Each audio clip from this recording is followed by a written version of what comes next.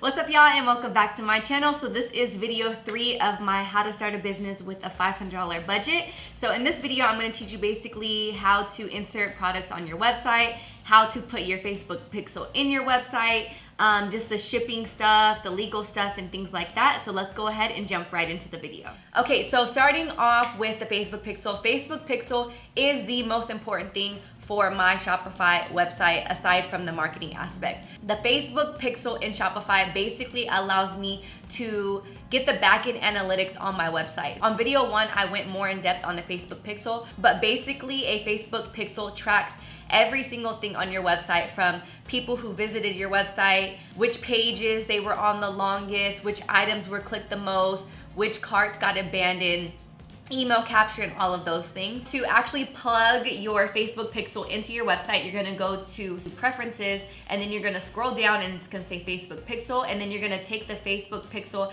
ID that you got directly from Facebook and put it right into your website. So once again, if you guys didn't watch video 1, super quick, super easy to get a Facebook pixel. You go to Facebook, go to your business manager, click the 3 little lines, then go to Facebook pixel. It's gonna give you the steps on how to get one, and then you're gonna just plug that right into what I just showed you. So the next thing is to add the products that I got on Shopify. So I already went into the store, I got my products, I got permission that I was able to use the photos from the manufacturer. Now it's time to put them on Shopify. So the first thing that I'm gonna do is actually click on products and add a product to the page. The first item that I'm gonna put on my website is this purple set, and I'm gonna just call it, let's say we call it the lady set. And then from there, I'm gonna go to my email because he sent me all of the pictures of all of the products and all of the specs of the products. So I'm gonna save and download each and every picture that I like so I can put it onto my website. And then from there, I'm gonna copy and paste all the specs into the description box because these things are important. Certain people are allergic to certain fabrics or don't like the way certain fabrics feel on their skin. So the way I see it as a consumer, the more information on a website, the more that I trust it, the more integrity that it has, and the more that I think that the product and the quality of the products are gonna be good. My personal opinion, that's just the way I shop. So next, I'm gonna go ahead and just put in the price. This obviously just depends on what you want to price your items at. Whenever I price my items, I always like to consider overhead costs, which is basically the subscription for the website, what I ship the items in. So if you're getting tissue paper, or you're getting cute bags, or you have any branding, marketing, any labels, or anything like that, you want to go ahead and divvy up those up and then basically put that into the price of your product. I will go ahead and in video 4 or 5, I basically go through all of the branding and marketing things that I like to put into my products. General rule of thumb for me is I like to add anywhere from like $2 to $4 worth of marketing costs for each product.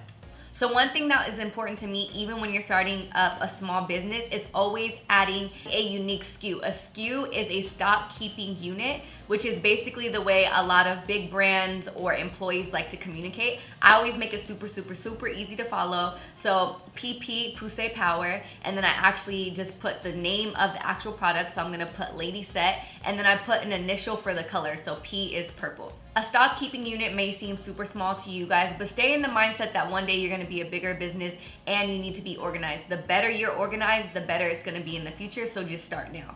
That's a little motivation for y'all, and I'm just manifesting bigger business for all of y'all watching. The next thing, obviously, you're gonna wanna put in the quantities. I bought minimal quantities on each item, so I only bought 6, so I'm gonna put the quantity at 6.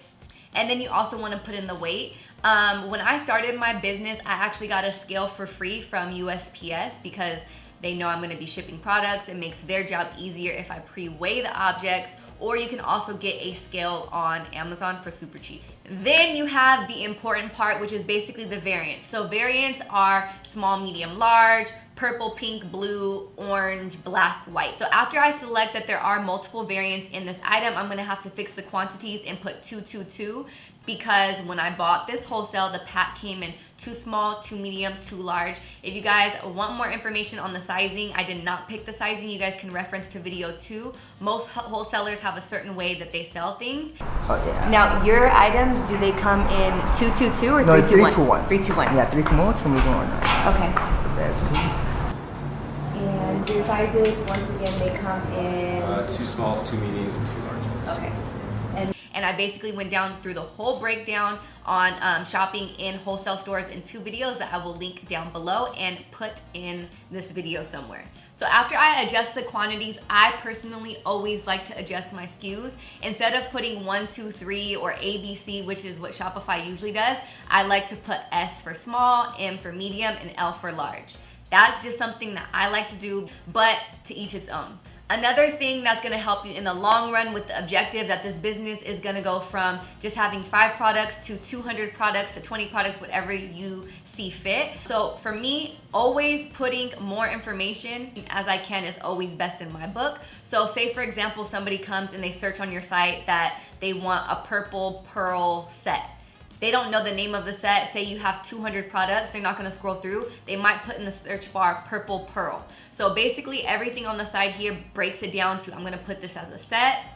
I'm gonna go ahead and then tag just different things that I think people might search for. Once again, as a small business, you might not need it, but for seeing the future, you just wanna get in the habit of thinking big and thinking more products and more organization and a bigger team, an easy way to communicate. So I always like to add as many tags as I see fit for each individual item. This is really beneficial because say you get a random person that sees your outfit tagged from Instagram from like 2 months ago, and your website now has 200 items and they don't know the name of the item, they can literally put purple pearl and this product would probably come up. So this is a little tip for people who don't got that coin to buy a whole bunch of inventory, and you're also testing out your audience and seeing what they like. So 2 tips in 1 is buy 1 product that you actually like for yourself or that you like for your audience, and then don't buy the second item, but you can still put it on your website and you could put it as a pre-order. And another tip is separating the 2 so you have 2 separate products so your product page fills out and you have more products to choose from rather than 1 product in 3 different variants. So reason number 1 why I like to do this is, 1, I don't know what colors you guys like. I don't have the budget to just buy whatever. I'm gonna go ahead and test out the product first. Go ahead in the description box and put this is a pre-order, and then make sure the pre-order is like a week and a half to 2 weeks out. Always stay in contact with the vendor to make sure that they have this item in stock. And you also want to make sure that it's able to ship quickly so that when you see that a few people are ordering the item, and then get it shipped away to your customers ASAP. Another reason why I don't want to put 1 product under multiple variants is because I don't have that many products on my page. So if I want to fill my page out, instead of putting everything in 1 product, I'm gonna go ahead and separate the 2 so it just looks like I have a little bit more going on. And this is a little tip that I had for myself when I first started out. And on the bright side, if nobody really even likes that product, then you have nothing to lose. You're not stuck with the inventory, and you can just simply take it off of your page. This is also really good in the testing period so that you can kind of see which items your demographic gravitates to and just get a better feel of your audience. I'm gonna go ahead and show you guys another example of 1 item in 1 product so that you guys can see what I'm talking about, and if you want to go that route, you know exactly how to do it. So this sweater I purchased in the color purple, but it also comes in the color orange, and it's in stock. It's in LA. I can drive to pick it up if people are ordering it, and I'm gonna also put this as a pre-order. But instead of putting it in 2 separate products, I'm gonna put it all in 1. So in the description box, I'm gonna put that the orange color is on pre-order and it'll ship in about 2 weeks. And I'm also gonna provide additional information to my customers that if they do purchase multiple items on the website and one of them is pre-order, there is a chance that they might get multiple packages. You just wanna be proactive so that you're not getting a whole bunch of emails talking about, I only got the 1 item, I didn't get the 2. So after you go ahead and add the pictures, add the description, and put all of the information in, now it's time to adjust the variants. So after I fix all of the SKUs and fix all the variants to the right numbers and sizes, then I'm gonna go ahead and click the picture box, and I'm gonna put the corresponding picture with the corresponding color in the back end. This basically helps so when people are on your website and they're clicking orange or purple, they can actually see exactly what color and what it looks like on the model. This becomes super helpful when you start getting into products that say like beige and ivory, when beige and ivory to a lot of people can mean the same color, But when you click it and you see that the beige is a little bit different than the ivory on your customer or on the model, so it's just a better way to communicate and be straightforward with your customer. So the next thing that we want to set up is setting up payment, which is the way that we're going to get our coin. So you're going to go into settings, and then from settings you're going to hit payment providers, and then from there you're going to go ahead and click to add your information. So you're going to add all of your information here. It's going to ask for your EIN number, which is your employer identification number. I like to think of this as a social security number for your business and basically separates you from your actual entity. I'm not sure if that's true, but that's just what I like to think, okay? Don't take my logic as legal advice. Consult a lawyer, please. Then after you put all of your address and information in, it's gonna ask you for a brief description of what you're selling. And then from there, it's gonna provide a bank statement descriptor for you, which you can also change. This is basically what pops up of, say your customer buys something and they're like, what is this $70 cost from? And then they can just look at the description and it's gonna say Poussey Power, which is like, oh yeah, I remember I bought from da-da-da-da-da and whoop-de-whoop. And then after that, everything is set up. You can also set up your PayPal, but you're not gonna get a notification to set up the whole entire process of PayPal until you get your first order. So following up with payment, I am then going to go into shipping. Shipping is probably my personal biggest headache of e-com just because it's a lot. But to set up the shipping, you're gonna go to settings, and then from there you're gonna click shipping. And then under there, they already have presets under domestic as far as free, and they do it based off of weight. Unfortunately for me, I haven't found the sweet spot with shipping. If y'all know anything about shipping for a cheaper price or shipping tips, please let your girl know, because I feel like that area is very gray for me. I personally am gonna just set my shipping at $7 because the smallest priority package to ship is a $7 envelope. And if your customers get more than just one item and they get like a jacket or something, you're gonna have to spend like $20 on shipping. That's not fair to charge everybody else $20 for shipping, so I just do the minimum, the sweet spot of $7. And for those bulkier items, what I like to do personally is just add the shipping cost to the overall product, so that you're not adjusting the shipping for everyone, you're just adjusting that shipping for that product for the people who are buying that specific product. That was a lot of words. I hope it made sense, and I hope y'all understood me. And then if you are wanting to open up your site to international shipping, you're gonna wanna choose the countries. I only choose specific countries because in my experience, unfortunately, I've had to ship to random countries that I don't really get that much traffic from. And then I realized that there's a certain law and certain way to ship to certain countries. And then that person ends up getting their item like 40 days later, which is never a good thing to communicate via email. It's just a hot mess.